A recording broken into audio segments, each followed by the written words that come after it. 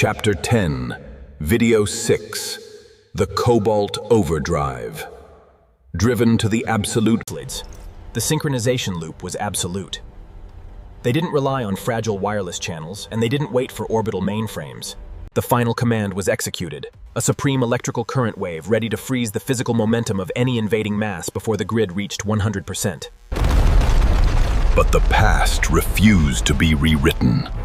The heavy iron vanguard of the eastern remnants charged. Barrier breached, a devastating chemical blitz hitting the heart of the resurgence, fracturing the invulnerable core fields in a single second of mechanical warfare. Core is destabilizing. The chemical fallout has penetrated our primary containment fields. We are losing ionization metrics across all sectors. Total collision on the catwalks. The electric resistance forces can get low of dust, fighting to hold the line against the iron hunters. Chemistry does not negotiate. The Overlord's machines dissolved their advanced alloys like ice in an apocalyptic toxic winter. Kinetic impact. The sky answered with the wrath of a split atom, crushing the industrial stronghold into a flat mirror of glass. My fortress is broken. The orbital grid is active. Release the final subterranean reserves. If they want this planet, then we will poison the ice. Main core is poisoned. A toxic alternative history legacy raised to choke the new world before the Matrix can ever expand. The victory was an illusion. The entire Martian water table has been permanently locked under a chemical shadow. The colony is blinded. They built their empire on displacement and pollution, carving up a new world. But they forgot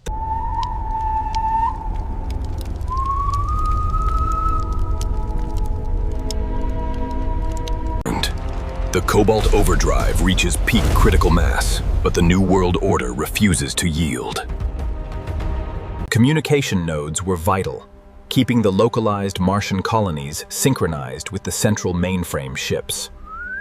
Backup networks were activated across all quadrants, forcing the Matrix to maintain pressure despite external threat. The survival of the Vanguard relied entirely on these hidden sanctuaries of ice, hidden beneath a quarter-mile of solid Martian bedrock. Silo breach in Sector 4.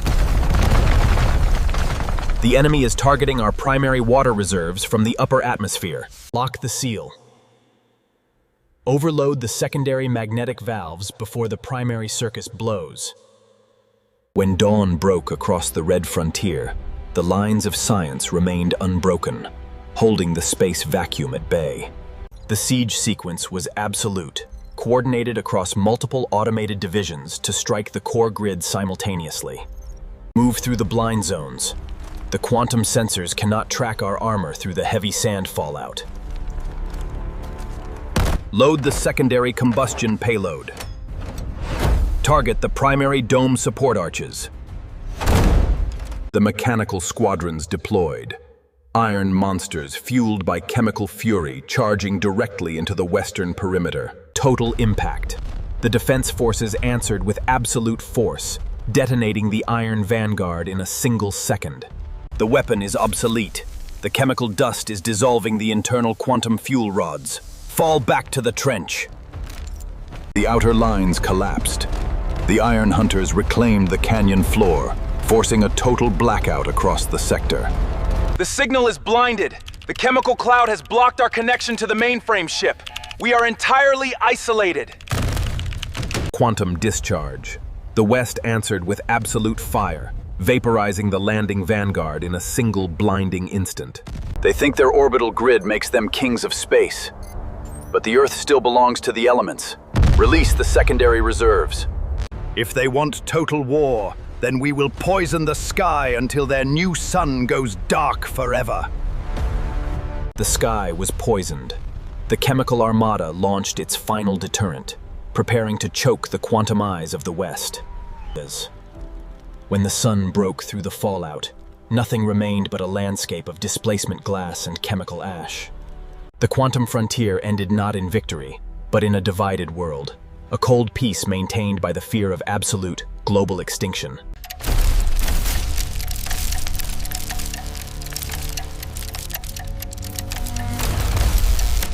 The quantum frontier concludes, and the final resurgence begins. The interception was live. The Eastern remnants deployed their fastest tactical aircraft to breach the Western airspace grid. Flood the secondary combustion pipes. Push the speed past the absolute line of structural tolerance. Barrier breached. The chemical vanguard pierced the invulnerable Western shield with raw, mechanical force. A catastrophic strike. The Western surveillance node was erased in a single blinding instant of toxic combustion. When the smoke cleared, the frontier was compromised. The lines of current had snapped, leaving the Western capital exposed to the incoming shadow. Orbital telemetry stabilized. The Space Vanguard secured the planetary perimeter, prepared to deploy the next matrix node. A multi-dimensional core framework operating independent of external mass, creating an invulnerable energy shield across the installation. Subterranean contact. The enemy has bypassed our geological scanners, breaching the perimeter defense lines from below. Engage the primary kinetic anchors. Drive the vanguards directly into their central communications grid.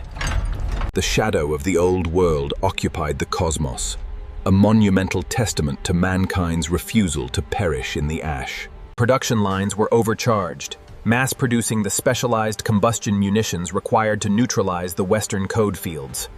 The refinery tower is compromised. Toxic fluid has breached the clean water line.